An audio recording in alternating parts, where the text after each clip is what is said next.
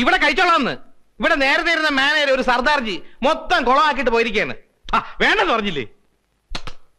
Sir പുതുതായിട്ട് വന്നാണല്ലേ? നേരത്തെ ഇരുന്ന സിംഗ് സാറിന് എനിക്കറിയാം. സാറിന് പൂ എടുത്തോണ്ട് പോണോ? പൂ എനിക്ക് അലർജിയാ.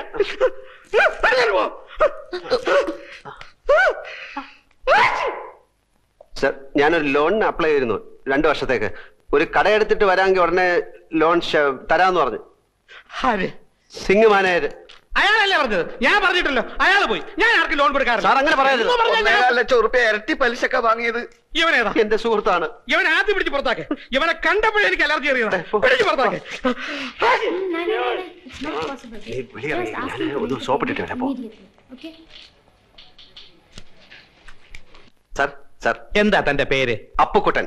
ആപ്ലിക്കേഷനിൽ ജി അപ്പുക്കുട്ടൻ നായർ ചേരിയിലെന്നാണ്. സാറിന്റെ പേരെന്താണ്? ഇയാളുടെ കൂടെ പോയി തന്റെ ആപ്ലിക്കേഷൻ തിരിച്ചു മേടിച്ചോണ്ട് പൊയ്ക്കോളൂ. സാർ, ഞാനൊരു മലയാളിയാണ് സാർ. അതുകൊണ്ട് തന്നെ തരില്ലെന്ന് ഉറപ്പിച്ചത്.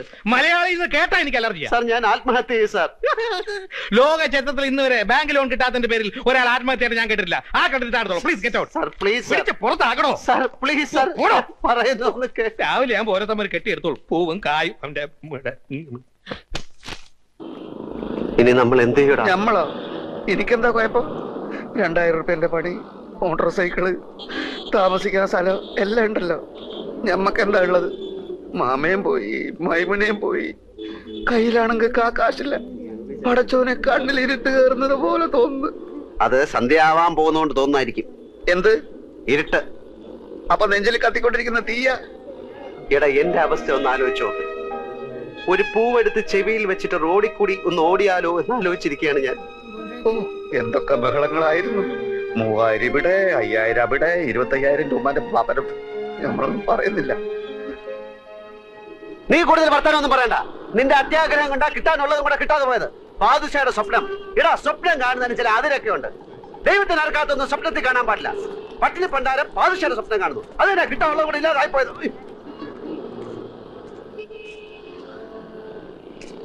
എടോ, എന്റെ വണ്ടി നമ്പർ ട്രാഫിക്കാരൻ കുറിച്ചെടുത്തോണ്ട് പോകുന്നു. ഇതിന്റെ കുറ്റി പറയല്ല. അവിടെ ഇവിടെ വണ്ടി വെച്ച് കഴിഞ്ഞാല് ട്രെയിന് വന്ന് എടുത്തോണ്ട് പോകും.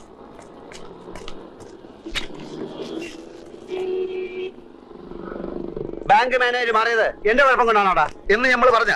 പിന്നെ നീ എന്റെ ഉമ്മയ്ക്കും പാപ്പയ്ക്കൊക്കെ പറഞ്ഞത് ഏത് കെയറോഫില്? ഇന്നെ സഹായിക്കാൻ വന്നിട്ടില്ലേ നമ്മൾ ഈ ഗതിയിലായത്? നിനക്ക് ജ്യൂസ് കട തുടങ്ങാനുള്ള അതിമോഹം കൊണ്ടല്ലടാ നീ എന്നെ സഹായിക്കാൻ വന്നത്. നേരപ്പേ ഏതായാലും ഇങ്ങനെയൊക്കെ ആയി. നമ്മൾ തമ്മിൽ വർത്താനം പറഞ്ഞ് അങ്ങോട്ടും ഇങ്ങോട്ടും തെറ്റിയിട്ട് കാര്യമൊന്നുമില്ല. ഞാൻ ചിലതൊക്കെ തീരുമാനിച്ചിട്ടുണ്ട്. എന്ത്? വേറെ വഴിയൊന്നും കണ്ടില്ലെങ്കിൽ ഞാൻ മോഷണം തുടങ്ങും. മോഷണോ എന്ന് വെച്ചാല്? ഓ, നീ ആ വാക്ക് കേട്ടിട്ടില്ലല്ലോ. ഹൈമവതിയുടെ ചോറ് കട്ടു നിന്ന് ആ പ്രവർത്തിക്ക് ഇപ്പോഴും മോഷണം എന്ന് തന്നെ പറയുന്നത്. മനസ്സിലായോ? നീ ഇപ്പൊ ആരെ ചോറാ കട്ടുന്ന? ചോറല്ല, കാശുള്ളവന്റെ വീട്ടിൽ കയറി ഞാൻ മോട്ടിക്കും. പിടിച്ചാൽ പിടിക്കുന്നവനെ കൊല്ലും. അപ്പം ജയിലിൽ പിടിച്ചിടും. എന്നിട്ട് തൂക്കി കൊല്ലും. അപ്പൊ പിന്നെ ഒന്നും അറിയണ്ടല്ലോ. അപ്പൊ കൂട്ടാ, നിനക്ക് ചെവിയിൽ പൂവും വെച്ച് റോട്ടിൽ കൂടെ ഓടാൻ നേരെ ആയി.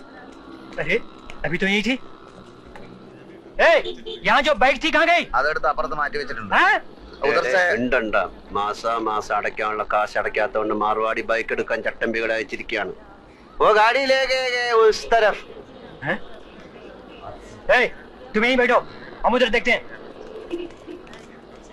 അവന്മാർക്ക് നിന്നെ കണ്ടിട്ട് മനസ്സിലായില്ല. മാർവാടിയല്ലേ എന്നെ കണ്ടിട്ടുള്ളൂ, ചട്ടമ്പികൾ എന്നെ കണ്ടിട്ടില്ലല്ലോ. തൽക്കാലം ബൈക്ക് ഇവിടെ ഇരിക്കട്ടെ, നമുക്ക് പിന്നെ എടുക്കാം.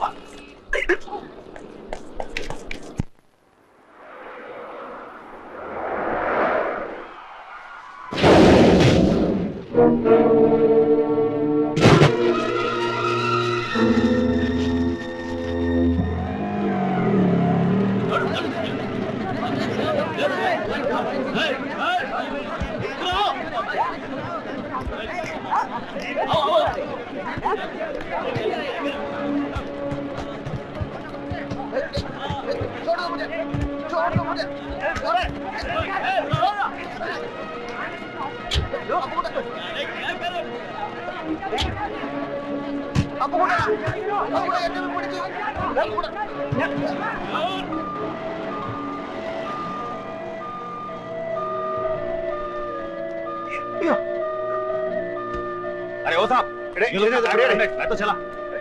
हेल्प कर।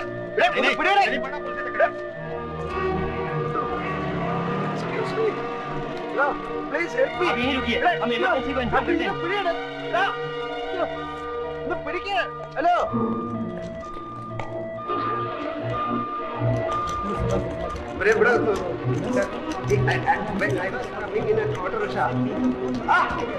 എനിക്ക് അറിഞ്ഞൂടെ ഇവരെ ശരിക്കും ആക്ച്വലി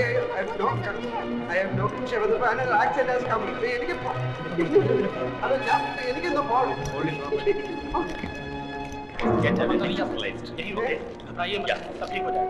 आप उनके पति है ना?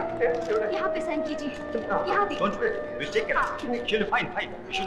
आप वेट कीजिए। कोई इंतजार करे कि उनका ब्लड ग्रुप क्या है?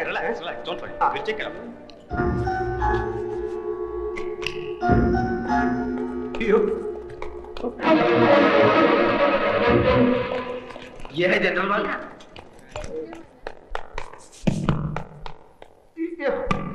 अरे अरे आप अंदर नहीं जा सकते भाई साहब, ये ऑपरेशन थिएटर है। अरे मैं आपकी तकलीफ अच्छी तरह समझता हूँ, सर्जन अभी आते ही होंगे, उनका मेजर ऑपरेशन करना पड़ेगा, उसके लिए 2-3 घंटे लगेंगे। आप बैठिए।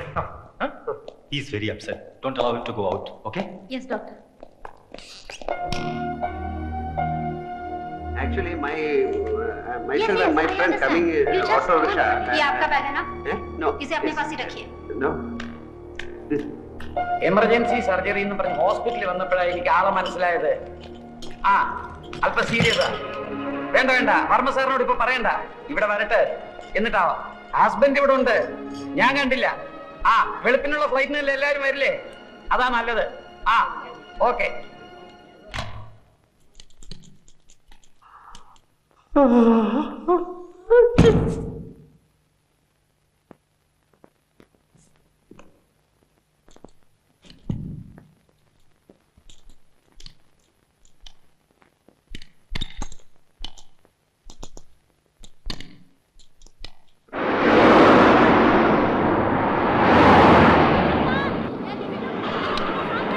नहीं तो वो आके गाली देंगे।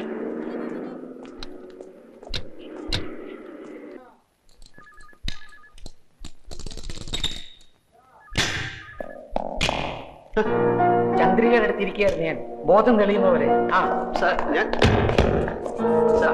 actually, sir, ഞാൻ പറഞ്ഞു. ചന്ദ്രികയുടെ വീട്ടിൽ നിന്ന് എല്ലാവരും വന്നിട്ടുണ്ട്. Sir, ഞാൻ എല്ലാം തുറന്ന് പറയുന്നു. ഒന്നും പറയണ്ട, കഴിഞ്ഞു ഒക്കെ കഴിഞ്ഞു. വർമ്മ സാർ ആകെ തകർന്നിരിക്കുക, ഒന്നും പറഞ്ഞവരെ വിഷമം. ഞാൻ അവരുടെ അടുത്ത് എന്ത് ചെയ്തു? ഞാൻ പറയുന്നൊന്ന് കേൾക്കണം സാർ. കുഴപ്പമില്ല, എല്ലാം ഞാൻ അവരോട് പറഞ്ഞു കഴിഞ്ഞാൽ ആൽഫി ഒന്ന് കാണണമെന്ന് പറഞ്ഞിരിക്കുകയാണ്.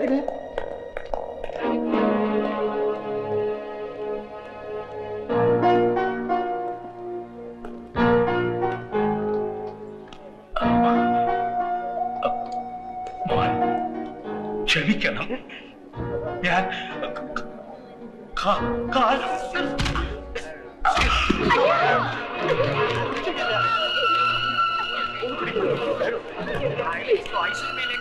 ഓക്സിജൻ തന്നെ.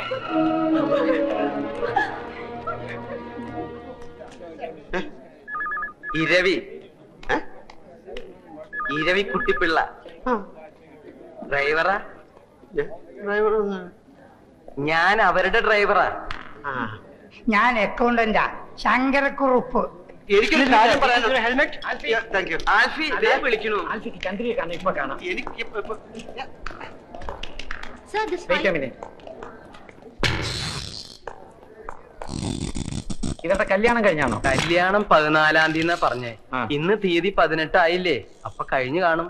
എന്നാ കഴിഞ്ഞു. ഹസ്ബൻഡ് എന്നുള്ള കോളത്തിൽ ആ ഓപ്പറേഷൻ തിയേറ്ററിൽ ഒപ്പിട്ടിരിക്കുന്നത്. ആ ഇനിയിപ്പൊന്നും ചിന്തിക്കാനില്ല, എല്ലാം കഴിഞ്ഞു. ചന്ദ്രകുഞ്ഞിന്റെ കാര്യം അല്ല ചേട്ടാ, ഒന്നും ചന്ദ്രകുഞ്ഞ് പറയാറായിട്ടില്ല, കൈയും കാലും ഒക്കെ തളർന്നിരിക്കുക. എന്റെ ഭഗവതി, കോടിക്കണക്കിന് സ്വത്തിന്റെ ഒരേ ഒരു അവകാശിയാ. അത് നേരത്തെ ആലോചിക്കണമായിരുന്നു. കോട്ടപ്പുറത്ത് കോവിലകത്ത് സുഖമായിട്ട് കഴിഞ്ഞ ആ കുടുംബത്തിലെ ഒരേ ഒരു അവകാശി, അതിനെ എന്തിനാ ഇപ്പൊ ഇങ്ങോട്ട് പറഞ്ഞേച്ചത്?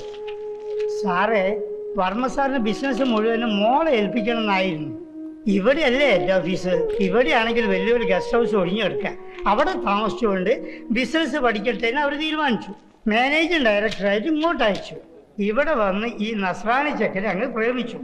കല്യാണം കഴിക്കണമെന്ന് നിർബന്ധം പിടിച്ചപ്പോൾ വർമ്മ സാറും കുടുംബവും നാക്കശികാന്ത് എതിർത്തു. ചന്ദ്രക്കുഞ്ഞ് അവനെ കിട്ടിയാൽ പിന്നെ എനിക്ക് ഇങ്ങനെ ഒരു മോളില്ല എന്ന് വരെ മുതലാളി പറഞ്ഞു. പിന്നെ എന്തിനാ എല്ലാരും കൂടി ഇപ്പൊ ഇങ്ങോട്ട് കെട്ടിയായിരുന്നല്ലോ? തലയിൽ വെച്ചാൽ പേനരിക്കും, താഴത്ത് വെച്ചാൽ ഉറുമ്പരിക്കും. അങ്ങനെയല്ലേ ഞങ്ങൾ ആ കുഞ്ഞിനെ വളർത്തിയത്.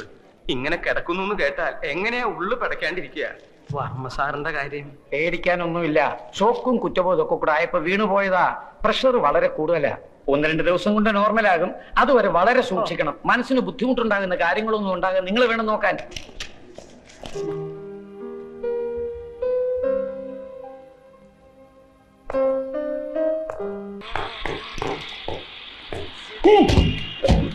എവിടെയായിരുന്നു ഇന്നലെ രാത്രി മുഴുവൻ? ഇന്നലെ രാത്രി പാല് ചത്തൊരു ശവത്തിനെ നാട്ടുകാരെല്ലാം കൂടെ എന്നെ മടിയോട്ട് വെച്ചെന്നില്ലേ? അവളെ താങ്ങി പിടിച്ചോണ്ട് ഞാൻ ആശുപത്രിയിലോട്ട് ചെന്നു. അവിടെ കുറെ പണ്ടാരങ്ങൾ എന്നെ പിടിച്ച് വലിച്ച് ആശുപത്രിയിലോട്ട് കയറ്റി. എന്നിട്ട് ഏതാണ്ട് ചവറ് പേപ്പറിലൊക്കെ ഒപ്പിടാൻ പറഞ്ഞു. ആ വെപ്രാളത്തിൽ ഞാൻ അവർ പറയുന്നിടത്തൊക്കെ ഒപ്പിട്ടു. അതോടെ ഞാൻ അവളുടെ നായരുമായി. എന്നിട്ട് ഈ പെട്ടി എന്റെ തലയിലോട്ട് വെച്ച് എന്നിട്ട് അവിടെ കുത്തിരിക്കാൻ പറഞ്ഞു. എങ്ങനെയെങ്കിലും ഇതും കൊണ്ട് രക്ഷപ്പെടാന്ന് വിചാരിച്ചപ്പോൾ നിന്റെ മുടിഞ്ഞ മാമ ഒലക്കയുടെ മൂടും അന്വേഷിച്ചിട്ട് കുറെ പോലീസുകാരായിട്ട് അവിടെ കളഞ്ഞു നടക്കുന്നു. ഇനി അയാളുടെ കണ്ണി പെട്ടിട്ട് പുലിവാലാക്കണ്ടെന്ന് കരുതി നിധി കാക്കുന്ന ഭൂതത്തെ പോലെ ഈ പെട്ടിയും കെട്ടിപ്പിടിച്ചോണ്ട് ഞാൻ അവിടെ ഇരിക്കുക. നേരം വെളുത്തപ്പോ അവളുടെ തന്തയും കുറെ ആൾക്കാർ ഒരു പട പോലെ അലറി വിളിച്ചോണ്ട് ആശുപത്രിയിലോട്ട് വന്നു. ആ തന്ത എന്നെ കണ്ടത് അലച്ചതല്ലേ എന്റെ കാലിലോട്ടും പിന്നെ അവിടുന്ന് തലയും കുത്തി താഴോട്ടും. വെട്ടിയിട്ടവൾ ഒരു സൈഡിൽ പെണ്ണും അവസാനത്തെ വലിയ വലിച്ചോണ്ട് തന്ത അപ്പുറത്തും. ആ തക്കത്ത് ഞാൻ പെട്ടി എടുത്തോണ്ടെങ്കിൽ ചാടി. അവളെ ഏതാണ്ട് കോടീശ്വരന്റെ മകളാണെന്ന് പറഞ്ഞ അതിനൊന്നും എഴുതി. നീ ആ പെട്ടി നോക്ക, അതിനകത്ത് എത്ര രൂപയുണ്ടെന്ന് എനിക്ക് അറിഞ്ഞൂടാ. ചെറുതാണെങ്കിലും വിലയുള്ള പെട്ടിയാ. അകത്ത് കാര്യമായിട്ട് എന്തെങ്കിലും കാണാണ്ടിരിക്കില്ല. നിനക്ക് എന്റെ പേരറിയോ? അപ്പക്കുട്ടൻ നായര്. അത് പണ്ട്. ഇപ്പൊ ആൽഫി. ആൽഫി അതെന്തോ തിന്നുന്ന സാധനത്തിന്റെ പേരല്ലേ? അല്ല, അത് കുൽഫി. അതെ, കുൽഫി. ഇത് ആൽഫി, ആൽഫ്രഡ് ഫെർണാണ്ടസ്. ആ പെണ്ണ് തന്തയായിട്ട് പിണങ്ങിയിട്ട് പ്രേമിച്ച് കെട്ടിയവന്റെ പേര്. അപ്പൊ അവനവിടെ പോയി? ഈടെ അവനെ ആരും കണ്ടിട്ടില്ല. അതല്ലേ എല്ലാരും കൂടെ എന്നെ പിടിച്ച് അവനാക്കിയത്. എന്നാലും അവനവിടെ പോയി? ഈടെ അവനെ ആരും കണ്ടിട്ടില്ലെന്ന്. ഈ പെണ്ണ് മാത്രമേ കണ്ടിട്ടുള്ളൂ. അവളെ കണ്ണും മൂക്കും തളർന്ന് നടക്കുന്നതുകൊണ്ട് വാ തുറന്നൊന്നും മിണ്ടാൻ കഴിയുന്നില്ല. എന്റെ ഗതികളല്ല എന്ന് പറയാം. എന്നാലും അവനവിടെ പോയി? അവനെ കണ്ടിട്ടില്ലെന്ന് പറഞ്ഞാ തുറന്നു. ഇതെന്താ വലിയ പെട്ടിക്കകത്തൊരു ചെറിയ പെട്ടി? പെട്ടിയല്ലടാ, കമ്പ്യൂട്ടർ.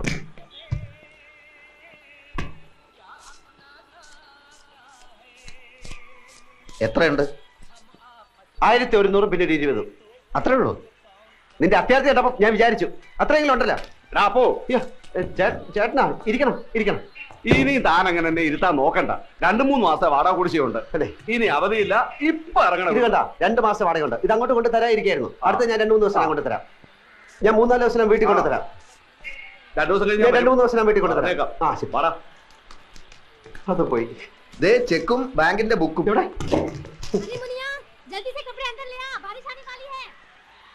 എന്റെ അമ്മോ, 23 ലക്ഷം അവളുടെ അക്കൗണ്ടിൽ ബാങ്കിലുണ്ട്. പടച്ചോനെ, 23 ലക്ഷം! ചെക്ക് ബുക്ക് ഉണ്ട്, നമുക്ക് എഴുതി എടുക്കാം. എഴുതി അങ്ങോട്ട് കൊടുത്ത ഉടനെ കാശ് എടുത്തരാൻ നിന്റെ പാപ്പ അവിടെ മാനരാ? ഒരു വസ്തു അറിഞ്ഞൂടാ. ഇവിടെ അവള് ചെക്കിൽ ഒപ്പിടണം. മണ്ട മുത്തപ്പ. ഓളും ബാപ്പയും മയ്യത്താവുന്നല്ലേ ഇനി പറഞ്ഞത്? രണ്ടിന്റെ കിടപ്പ് കണ്ടിട്ട് കാറ്റ് പോണ ലക്ഷണമാണ്. അങ്ങനെ കാറ്റ് പോയാ പിന്നെ 23 ലക്ഷം ആർക്കാ? ഓളെ പുയ്യാപ്പിളക്ക് എന്ന് വെച്ചാ നിനക്ക്. അപ്പൊ ഒറിജിനൽ ആൽഫി വരും, ലക്ഷവും കിട്ടൂല, ആൽമാറാട്ടത്തിന്റെ വില കേസാവും. ഞാനില്ല, ഞാൻ സത്യം തുറന്നു പറയാൻ പോവാ. അങ്ങനെ തുറന്ന് പറയാൻ വരട്ടെ. നമുക്ക് ആശുപത്രിയിൽ പോയിട്ട് നന്നായിട്ട് എല്ലാ കാര്യങ്ങളും ഒന്ന് വിസ്തരിച്ച് മനസ്സിലാക്കാം. എന്നിട്ട് മതി സത്യം തുറന്നു പറയാൻ. ഞാൻ സത്യം തുറന്നു പറയാൻ പോവാ. മോഷണം, ജയില്, തൂക്കുമരം, ഇതൊക്കെയാണ് ഇപ്പൊ നമ്മുടെ മുമ്പിൽ തെളിഞ്ഞു നിൽക്കുന്ന വഴികൾ. വേറെ ഏതെങ്കിലും ഒരു വഴി കൂടി ഒന്ന് ശ്രമിച്ചു നോക്കുന്നതിൽ എന്താ കുഴപ്പം? വേറെ ഏതെങ്കിലും ഒരു വഴി കൂടി ഒന്ന് ശ്രമിച്ചു നോക്കുന്നതിൽ എന്താ കുഴപ്പം? ആ വഴി കൂടെ പോയിട്ട് നമ്മൾ ബന്ധപ്പെടുന്ന ഈ വഴിയിലാണെങ്കിൽ പിന്നെ നമ്മൾ ഏത് വഴിയിലായി പോവും?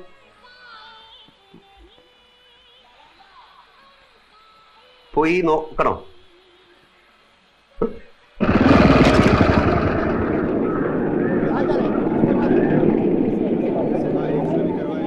ഈ ബൈക്ക് പിടിക്കാൻ നടക്കുന്ന മാർവാടികളുടെ ഗുണ്ടകൾ വല്ലതും ഉണ്ടോ നോക്കി. ഇല്ല, കാലത്ത് നീ വരുന്നതിന് കുറച്ച് മുമ്പ് നിന്നെ അന്വേഷിച്ച അവന്മാർ മുറിയിൽ വന്നിരുന്നു. ഞാൻ പറഞ്ഞു ഇനിയിപ്പോ അവിടെയല്ലേ താമസം.